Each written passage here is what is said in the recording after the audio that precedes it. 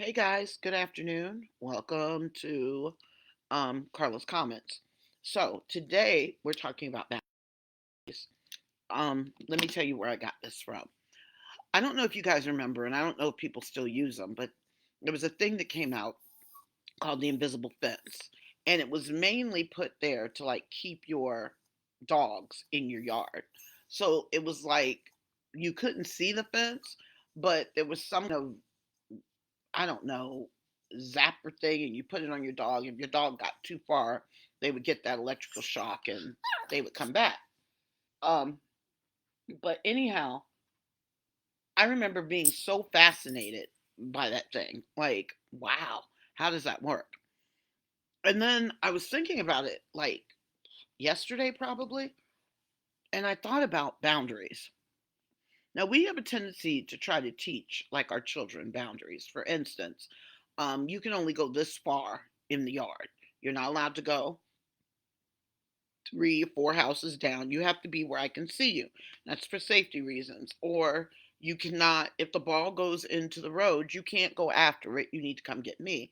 Your boundary is the sidewalk. Again, we usually do these boundaries for safety reasons. But we have a tendency to forget to set boundaries in our own lives. So what happens is we end up getting bogged down with everybody's requests or everybody's opinions or everybody's suggestions. And because we have not set boundaries, we put ourselves in an unsafe space. Let me explain it a little better. Some of us don't know the power of the word no. So anytime anybody asks us to do anything, we're like, oh, okay, I'll do it. Oh, yeah, I'll do that. Oh, yeah, I do that because we're so afraid of letting somebody down. What you don't seem to understand is when you don't set boundaries, you're not letting your, you're not, so concerned about letting other people down that when you don't set boundaries, you're letting yourself down. So then you get yourself into situations where you're overwhelmed or you might end up resenting the person that keeps asking you. And the bottom line, sometimes people keep asking you because they know you're going to say yes. Oh, we'll get so and so to do it. She'll do it. Or sometimes they don't realize that you've reached your limit. Um but it's not up to them because there are some people that will not have any boundaries when it comes to your time, when it comes to your position, when it comes to infringing on your peace. So you have to set your own boundaries. For instance, we would not let our toddler set the boundary on how far they can walk while we're outside.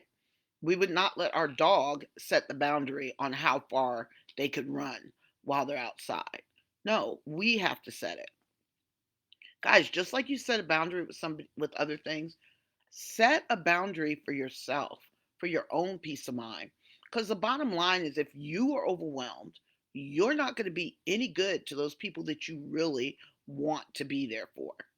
You're just going to, again, be exhausted. It'll tear away at your mental health. The guilt will eat you up. You should never feel guilty about telling somebody no because you've got too much on your plate, or telling somebody no just because you don't want to do that task that they've assigned to you. Set boundaries, and more importantly, follow through with the boundaries. It does me no good if I set a boundary and then keep knocking it down so people can come through. And if you start really looking at the people in your lives, the people that keep ignoring the boundaries you try to set don't really care about you. They're being selfish and only thinking about themselves. But again, you can't blame anybody for crossing the boundaries that you have not bothered to set. So set boundaries so you can have peace of mind. You'll be better for yourself and for those around you. All right. Have a good day and be good to each other.